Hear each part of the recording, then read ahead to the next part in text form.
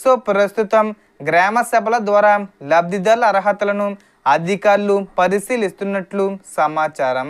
దరఖాస్తుదారులకు సొంత స్థలం ఉందా లేదా, ఆ స్థలం వారి పేరుపై ఉందా, ఆర్థిక పరిస్థితి ఎలా ఉంది, పథకానికి అవసరమైన అన్ని అర్హతలు ఉన్నాయా అనే అంశాలను అధికారులు పరిశీలిస్తున్నారు.